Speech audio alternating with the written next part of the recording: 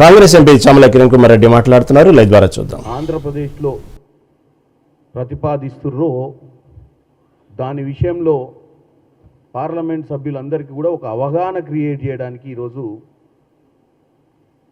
Irrigation శాఖ మంత్రులు ఉత్తమ్ కుమార్ రెడ్డి గారు అందరినీ ఆహ్వానించారు.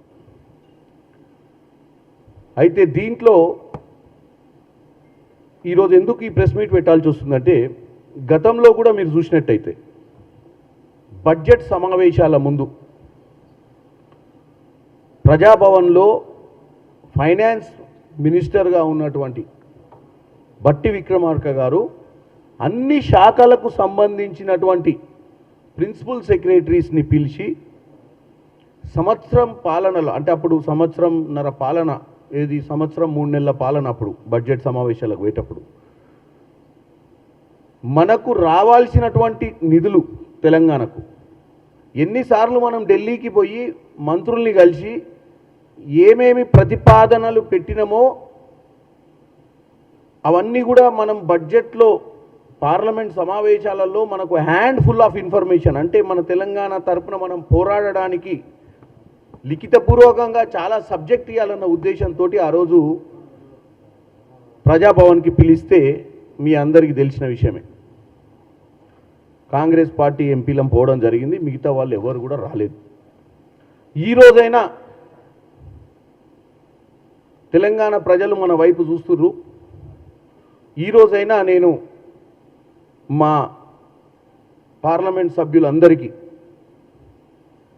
అన్ని పార్టీలకు సంబంధించిన పార్లమెంట్ సభ్యులకు ఈరోజు సాయంత్రం 4 గంటలకు గోదావరి జలాలు మనము ఏపీ రీఆర్గనైజేషన్ యాక్ట్ 2014 అనుగుణంగా ఉన్నటువంటి ఏదైతే అండర్స్టాండింగ్ ఉందో దాని ప్రకారము మనము మన గోదావరి జలాలు మనకు కావాల్సినంత, అంటే మనకున్న ప్రాజెక్టులు ఎన్ని కడుతున్నామో వాటన్నిటికీ సరిపోయేంత ఎన్ని టీఎంసీలు అవసరము, ఏం చేస్తే బాగుంటుంది అనేది ఈరోజు సాయంత్రం చర్చ. ఎందుకంటే రేపు ఢిల్లీలో పోయినప్పుడు ఈ పార్లమెంట్ సభ్యులందరూ కూడా తెలంగాణ తరపు నుంచి గలం ఇప్పడానికి, తెలంగాణ తరపు నుంచి గోదావరి జలాలు కానీ కృష్ణా జలాలు అంటే అది వేరే, ఈరోజు గోదావరి జలాలలో ఉన్నటువంటి బంకచర్ల ప్రాజెక్ట్ ఏదైతే ఆంధ్రప్రదేశ్లో కట్టి గోదావరి జలాలను వాళ్ళు ఇంకా ఎక్కువ యూటిలైజ్ చేసుకునే ప్రయత్నం చేస్తుర్రు.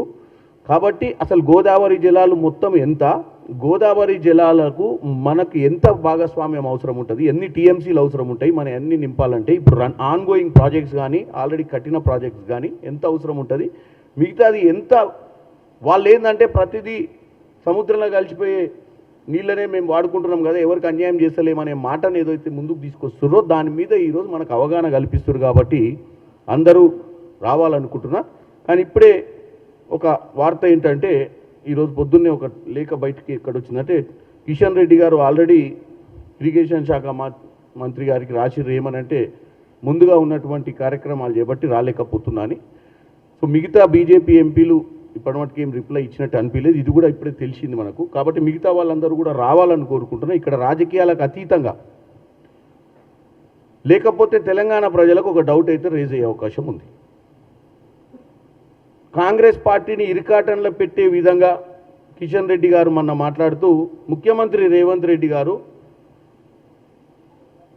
గోదావరి బంకచర్ల లింక్ ప్రాజెక్టు పైన ఆయన కల్పించుకొని దాన్ని ఆపే ప్రయత్నం చేయాలని ఇండైరెక్ట్గా మాట్లాడుతుండే ఒక సెంట్రల్ క్యాబినెట్ మినిస్టర్.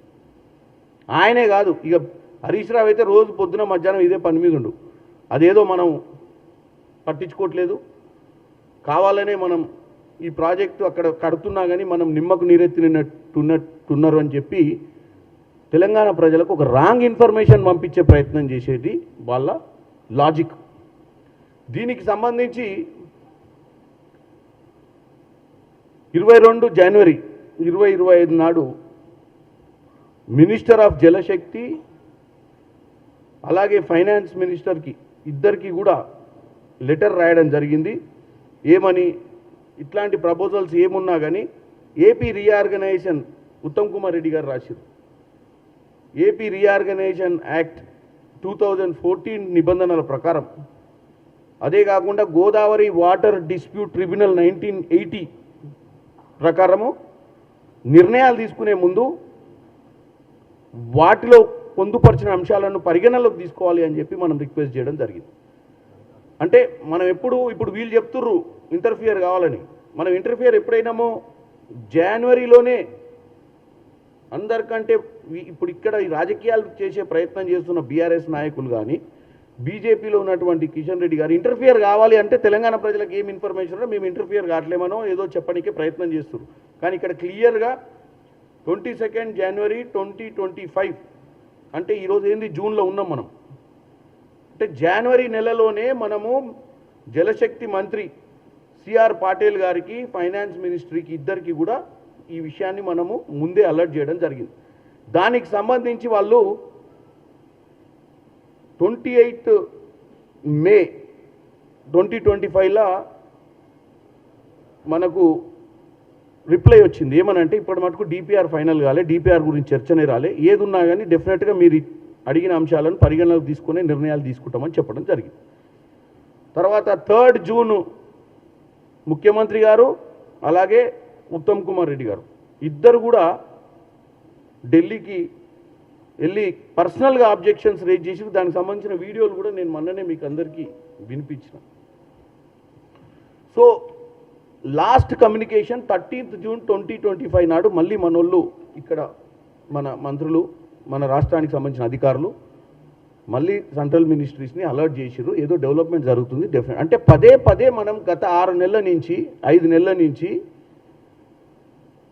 గోదావరి మీద వాళ్ళు కట్టాలనుకుంటున్న బన్కచర్ల లింక్ విషయంలో మన ఆబ్జెక్షన్స్ రేజ్ చేస్తానే ఉన్నాం. తెలంగాణ ప్రజల తరపున, తెలంగాణ ప్రజల అవసరాల కోసం, తెలంగాణ రైతాంగం గోదావరి జలాల మీద, గోదావరి పరిసర ప్రాంతాలలో ఉన్నటువంటి రైతాంగం కోసం పోరాటం చేస్తుంది కాంగ్రెస్ పార్టీ.